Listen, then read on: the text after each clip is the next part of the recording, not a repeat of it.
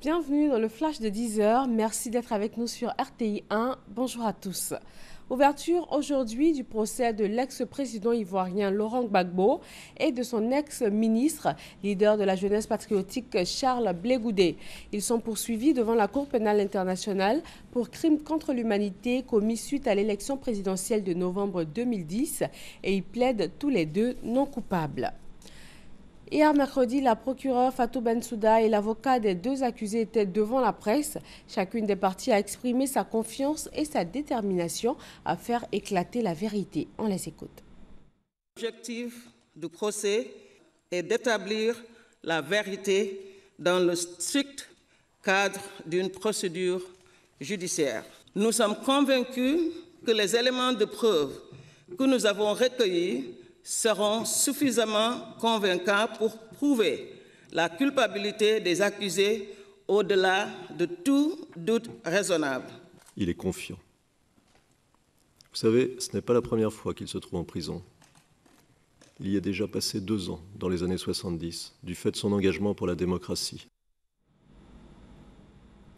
Le président ivoirien Alassane Ouattara se rend aujourd'hui à Addis Abeba, en Éthiopie. Il va prendre part à la 28e session de l'Union africaine qui s'ouvre ce week-end. Le thème retenu, 2016, année des droits de l'homme. Mais la question de la crise au Burundi s'invite également à la table des échanges.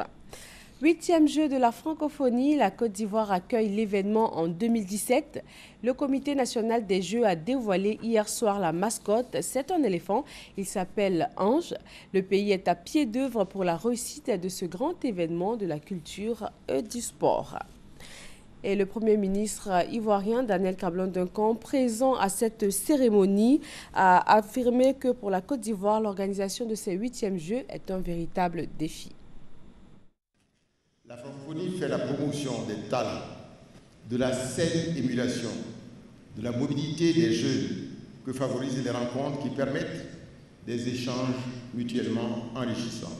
Les Jeux de la francophonie seront aussi pour nous l'occasion de bâtir un projet structurant de développement économique et social pour accompagner la vision de son Excellence Monsieur le Président de la République, de se projeter dans l'avenir et de donner de la Côte d'Ivoire l'image d'un pays en plein essor et porteur de grandes espérances pour ses populations.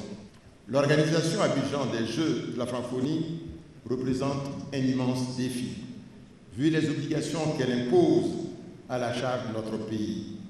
Mais ce défi est à notre portée. Au Niger, les principaux candidats de l'opposition réunis au sein d'une coalition pour l'alternance 2016 ont signé hier mercredi un accord de ralliement en cas de second tour lors de l'élection présidentielle. L'objectif de la coalition est de contrer la volonté de Mahamadou Issoufou d'accéder à un second mandat. La Suède annonce l'expulsion prochaine de jusqu'à 80 000 migrants arrivés sur son sol en 2015, dont la demande d'asile a été ou sera rejetée. L'année dernière, ce sont 163 000 réfugiés qui ont déposé une demande d'asile dans le pays.